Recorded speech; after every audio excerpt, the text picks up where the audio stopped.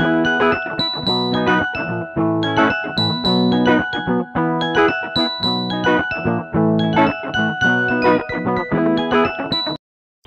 morning to all. My name is C.H. Sasi. My name is Parmana Subha. My name is Supriya. My name is Aishwarya. My name is S.K. Sri. My name is Sri Mahal. My name is Uma Sridevi.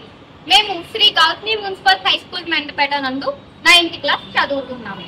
మేము డిఎన్డిపి programme లో భాగంగా change maker అయిన మా Mandapeta municipal commissioner sir Shri Rangarao గారిని interview చేయడానికి ఇప్పుడు ఇక్కడికి వచ్చాము. ఆయన సక్సెస్ఫుల్ స్టోరీని, ఆయన భవిష్యత్తు లక్ష్యాలను ఇప్పుడు జరగబోయే ఇంటర్వ్యూ ద్వారా తెలుసుకుందాం. నమస్కారం. నేను Shri Gautami municipal high school. నా పేరు సత్య. నా పేరు ఐశ్వర్య.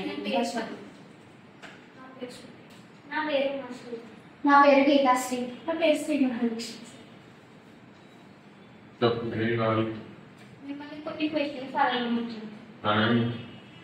ఫస్ట్ క్వశ్చన్, మీరు మున్సిపల్ కమిషనర్ కావడానికి వ్యక్తిగత ప్రేరణ ఏమైనా ఉందా?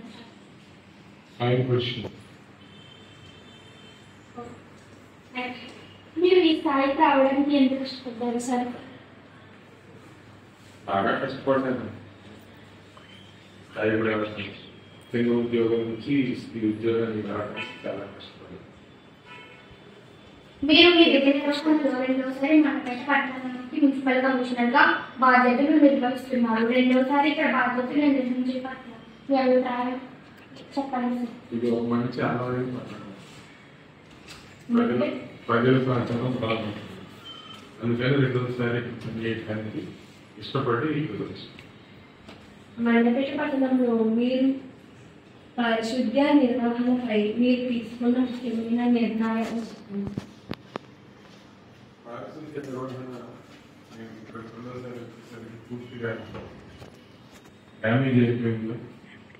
అయితే ఉన్న సోర్స్లోనే మాకున్న సిబ్బందిని పూర్తి స్థాయిలో వినియోగించి శానిటేషన్ సెక్రటరీని ఇంకా సూపర్వైజరీ వ్యవస్థని బాగా పటిష్టం చేసి దాన్ని మైక్రో లెవెల్లో తీసుకెళ్ళి పట్టణంలో పారిశుద్ధ్యాన్ని 10 రోజుల్లోనే పూర్తి స్థాయిలోకి మెరుగుపరచడం జరిగింది.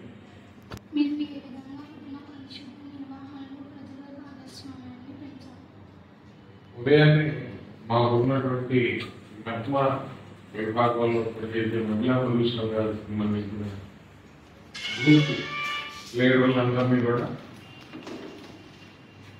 ఈ కార్యక్రమంలో ఇన్వాల్వ్ చేసి తద్వారా పట్టణంలో ప్రజలందరికీ పారిశుద్ధ్యం అవగాహన కలిగించడం జరిగింది. సార్, మీరు పర్యావరణ పరిరక్షణ కోసం అమలు చేసిన పథకాల గురించి వివరించండి. పరిచేత పొడి చెత్త వేరు చేయడం, మొక్కలు నాటించడం, మురుకాలలో పొడికి పట్టణంలో ఉన్నటువంటి అపరిశుభ్ర వాతావరణం ఉన్న అన్ని ఏరియాలని డిస్ఇన్ఫెక్షన్ చేయించి ప్రజలకు అంటువ్యాధులు రాకుండా పర్యావరణాన్ని పరిరక్షించడానికి, అదేవిధంగా ఈ చెత్తని ఎప్పటికప్పుడు పట్టణం నుండి కంపోస్ట్ తరలించడానికి మెరుగైన చర్యలు చేపట్టడం జరిగింది.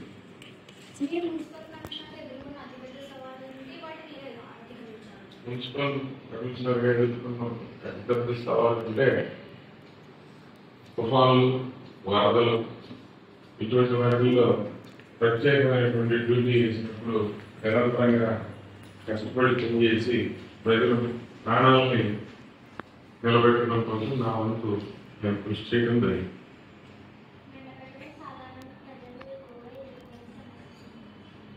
ట్రాఫిక్ సమస్య పట్టణంలో మెయిన్ రోడ్లన్నీ ట్రాఫిక్ ఇబ్బందిగా ఉంటే నేను వచ్చిన వెంటనే రోడ్డు మార్గాలన్నీ కూడా వెడల్పు చేసి పట్టణంలో ట్రాఫిక్ ని క్రమబద్ధీకరించి free flow of the traffic, అలాగే ఫ్రీ లెఫ్ట్లు అన్ని కూడా క్లియర్ చేయడం జరిగింది.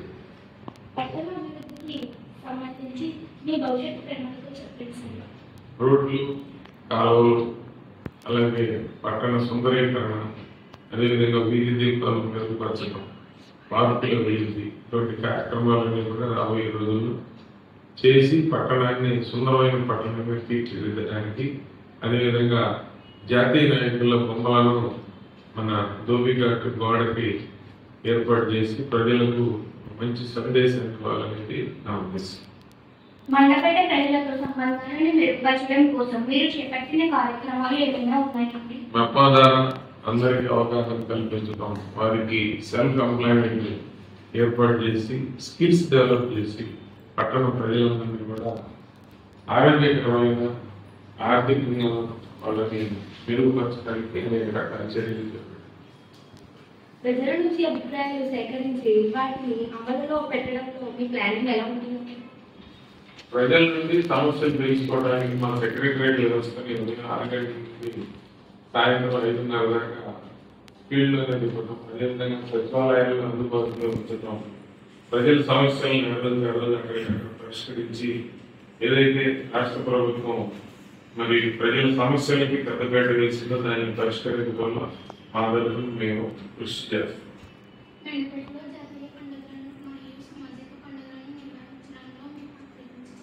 మండపేటలో సామాజిక పండుగల్ని మరి మీరంతా చూశారు. చాలా ఉత్సాహంగా మనం సంక్రాంతి సంబరాలు జరుపుతున్నాం. పట్టణ ప్రజలందరూ కూడా మరి మున్సిపల్ అధికారుల్ని దానికి కృషి చేసిన వారిని అందరినీ కూడా మెచ్చుకోవడం జరిగింది. అదేవిధంగా పట్టణంలో ప్రజలందరూ కూడా ఆ కార్యక్రమాన్ని ఆహ్లాదకరంగా ఎప్పుడు గతంలో జరిగినటువంటి సంఘటన ఈరోజు మన పట్టణంలో జరిగిందని చెప్పి అందరూ సంతోషపడటం జరిగింది. అదేవిధంగా జాతీయ పండుగలు వచ్చినప్పుడు మరి జాతీయ పండుగలు మనం ఖచ్చితంగా అమలు చేయాలి కనుక జనవరి 26 కానివ్వండి, ఆగస్టు 15 కానివ్వండి పూర్తి స్థాయిలో ఆ పండుగకు సంబంధించిన అంశాల్లో మెరుగైన ఏర్పాట్లు చేసి పట్టణ ప్రజలందరికీ మంచి సందేశాలు ఇవ్వడం జరుగుతుంది. ప్రజలు ఈ కార్యక్రమాల్లో చురుకుగా పాల్గొనేలా చేయడానికి మీరు ఏ రకమైన వ్యూహాలను అనుసరించారండి? ప్రజలకి ప్రచార సాధనం ద్వారా మనం ప్రభుత్వ పథకాలు కానివ్వండి, పండుగలు కానివ్వండి, లేకపోతే ఇంకోటి ఏదైనా పురపాలక సంఘం జరుగుతున్న అభివృద్ధి కార్యక్రమాలు కూడా మనం ఈ పబ్లిక్ అడ్రసింగ్ సిస్టమ్ అంటే మైకుల ద్వారా లేకపోతే టీవీలు ఈ మాధ్యమాల ద్వారా ఉపయోగించిన సెల్ ఫోన్ మెసేజ్ ద్వారా ప్రజలకు చేరవేసి మెరుగైనటువంటి ఫలితాలను మనం పొందుతాము.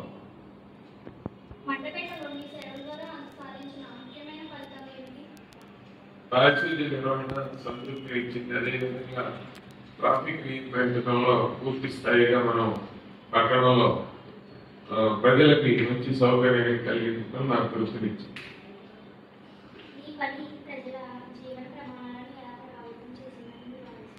మేము చేసే పని ప్రజలకు స్కిల్స్ డెవలప్మెంట్ నేర్పుతూ ఉన్నాం మహిళా పురుషాల ద్వారా.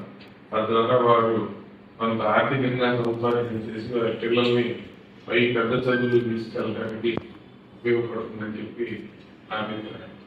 భవిష్యత్తులో మండపేట పట్టణాన్ని మరింత అభివృద్ధి చేయడానికి మీరు చేయగల మార్పులు ఏమైనా ఉన్నాయా? ఉంటే వాటి గురించి చెప్పండి సార్.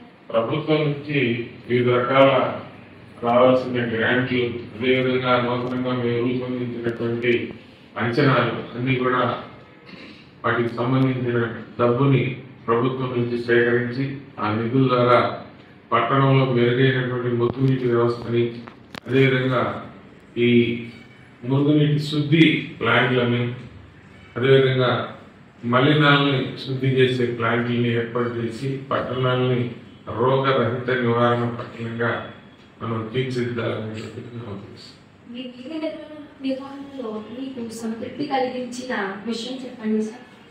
రోజు ఉదయం 5:30 నుంచి డ్యూటీలో ఉండటం, రాత్రి 8 గంటల దాకా పనిచేయడం నాకు ఎంతో సంతృప్తినిస్తాం. మేము జీవితంలో సక్సెస్ఫుల్గా వెళ్ళడానికి ఇష్టపడాలి, శ్రమే చేసే అంటారు. అదేవిధంగా మీరు కూడా కష్టపడి బాగా ఎక్కువ గంటలు పుస్తకాల మీద దృష్టి పెట్టి ఈ సామాజిక మాధ్యమాలన్నింటినీ పక్కన పెట్టి మంచి చదువులు చదువుతుంది. అందరూ ఉన్నతమైన అధికారులు, డాక్టర్లు, పెద్ద పెద్ద సైంటిస్టులు, అదేవిధంగా మరి మీ జాతకాలు ఎలా ఉంటే కొంతమంది రాజకీయ నాయకులు, ఇలాగా అనేక వృత్తుల్లో రాణించాలని చెప్పి మిమ్మల్ని అందరినీ ఆశీర్వదిస్తారు. చివరిగా మీరు ప్రజల అభివృద్ధికి గురించి, ముఖ్యంగా మన మెట్టపేట పట్టణ అభివృద్ధికై ఏం చేస్తారు సార్?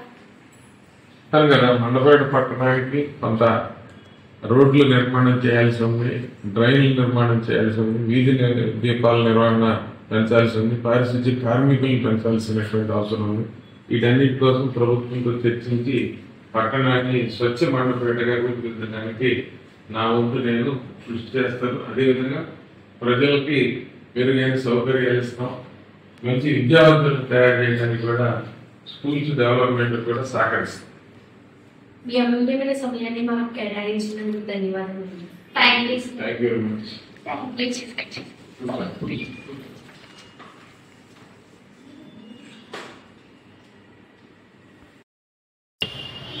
మేము అడిగిన వెంటనే ఆయన అమూల్యమైన సమయాన్ని మాకు కేటాయించి మాకు ఇంటర్వ్యూ ఇచ్చిన మన మండపేట మున్సిపల్ కమిషనర్ శ్రీ రంగారావు గారికి మా ధన్యవాదములు. అలాగే మమ్మల్ని ప్రోత్సహించిన మా హెచ్ఎం గారు శ్రీమతి సూర్యలత గారికి మరియు మమ్మల్ని గైడ్ చేసిన శ్రీమతి రామలక్ష్మి మేడంకి ధన్యవాదాలు తెలుపుకుంటున్నాం. Thank you.